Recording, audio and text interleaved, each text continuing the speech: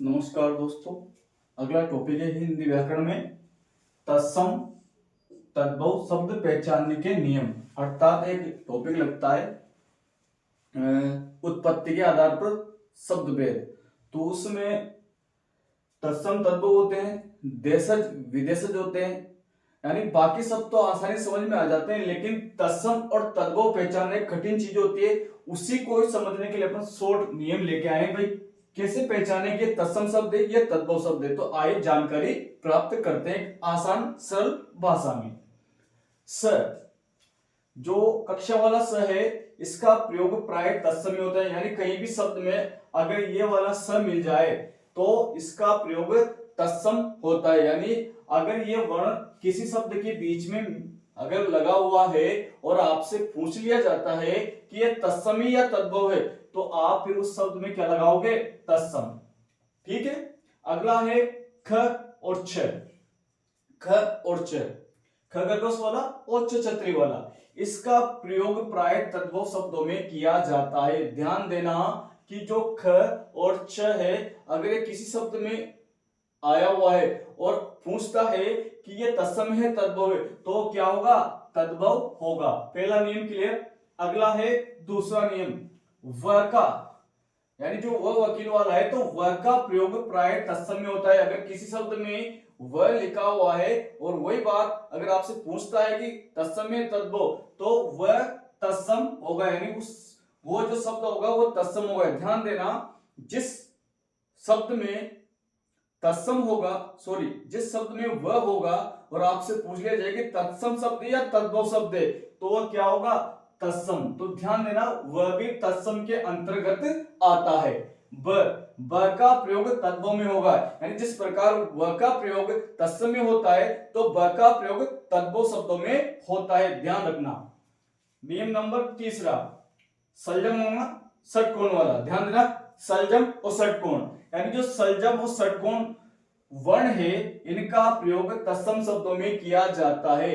सलजम और षटकोण वाले जो व्यंजन हैं, इनका प्रयोग हमेशा तत्सम शब्दों में होगा। तो ध्यान रखना, अगर कहीं भी सलजम और षटकोण आ जाए तो वह तत्सम ही होगा। स जो सश्रोता वाला है, इसका प्रयोग तद्भव शब्दों में होता है। ध्यान रखना, सलजम षटकोण तत्सम, श्रोता वाला तद्भव शब्दों में।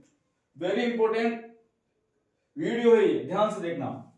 अगला है विसर्ग। विसर्ग का प्रयोग प्राय तत्सम शब्दों में होता है। अगर किसी शब्द के पीछे विसर्ग लगा हुआ है और आपसे पूछ लिया जाता है कि शब्द तत्सम है तद्भव है, तो आप आंखें बंद करके भी लगा सकते हो कि ये क्या है? तत्सम है। ध्यान देना, जितने भी विसर्ग वाले शब्द हैं वो सब के सब तत्सम होंगे।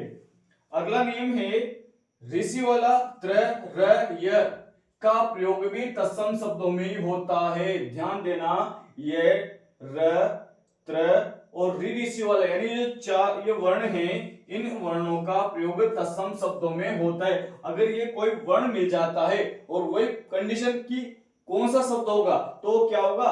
तत्सम। अगला ध्यान देने वाली और इंपॉर्टेंट बात है चंद्र बिंदु। चंद्र बिंदु, चंद्र बिंदु का प्रयोग तद्भव शब्दों में किया जाता है। ध्यान देना कि जो चंद्र बिंदु वाले शब्द हैं वह सभी के सभी क्या होते हैं? तद्भव शब्द होते हैं। त का प्रयोग तद्भव शब्दों में किया, यानी जो तराजू वाला है, इसका प्रयोग भी तद्भव शब्दों में होता है। यानी किसी शब्द में अगर त लगा, त है उसके बीच में, और आपसे पूछ लिया जाता है कि तत्सम है कि तद्भव है, तो फिर वो क्या होगा? तद्भव। ध्यान देना, अगला नियम है अनुस्वार। तो जो अनुस्वार है, अनुस्वार का प्रयोग तत्सम शब्दों में ही किया जाता है। यानी जो चंद्र बिंदु है वो तो तद्भव शब्दों में आएगा, और जो अनुस्वार है यह तत्सम शब्दों में आएगा। अगला नियम है तत्सम शब्द, यानी न श त्र श व, ये जो शब्द हैं ये सभी के सभी तत्सम शब्द हैं। यानी कहीं भी अगर शब्द मिल जाए तो आपको तत्सम ही लगाकर आना है। संयुक्त वर्ण कितने होते हैं? 4, स त्र ग स्र, यानी ये सभी भी तत्सम शब्दों में यूज किए जाते हैं, प्रयोग किए जाते हैं। ध्यान रखना, अगर ये वर्ण आपको मिल जाते हैं तो वह तत्सम होगा। रेप यानी जो र का रेप रूप है, जैसे कर्म, धर्म, प्राण, कर्म, ध्यान देना, र का रेप जो रूप है कर्म, धर्म, प्राण, कर्म, ये भी तत्सम में ही प्रयोग किया जाता है। यानी रेप का जो रूप है कर्म, धर्म, प्राण, कर्म, ये सभी तत्सम शब्द में आएंगे। तद्भव शब्द न, ख, त, स, ब और ज, यानी ये जो शब्द है इन शब्दों का प्रयोग तद्भव शब्दों के अंतर्गत होता है। अगर एक कई शब्द दिख जाते हैं और वही कंडीशन कि तत्समय के तद्भव है, अगर ये शब्द नजर आ रहे हैं तो वो शब्द क्या होगा, तद्भव होगा। तो कुछ उदाहरण हैं, उनके माध्यम से देखते हैं कि कौन सा शब्द तत्समय तद्भव है। अब देखो, एक तरफ तो तत्समय और एक तरफ है तद्भव। अक्षी मैंने बताया था श, ये रहा तत्सम, यानी जहां पर श है, कक्षा वाला स है, वह शब्द तत्सम में होगा। आंख, ये चंद्र बिंदु लग रहा, आंख बंद करके भी लगा सकते हो कि ये क्या है, तद्भव। ये लिखा रखा आपको कि चंद्र बिंदु वाले शब्द क्या होंगे, तद्भव होंगे। पुत्र, पुत्र में त्र, ये रहा तत्सम। तो जहां पर त्र मिल जाता है जैसे पुत्र, तो ये क्या हो जाएगा, तत्सम। पूत, देख लो उसमें त, जहां भी त का प्रयोग, ये रहा त का प्रयोग तद्भव शब्दों में होता है। ये त का प्रयोग तद्भव, यानी जो त है ये तो तद्भव होगा और ये त्र तत्सम होगा। ये रहा यमुना और जमुना। यमुना, जो यमुना शब्द है ये तो तत्सम है, और जो जमुना शब्द है वो क्या है, तत्सम। तो इसमें ये रहा, य का प्रयोग प्राय तत्सम शब्दों में होता है और ज का प्रयोग तद्भव शब्दों में होता है। क्लियर है।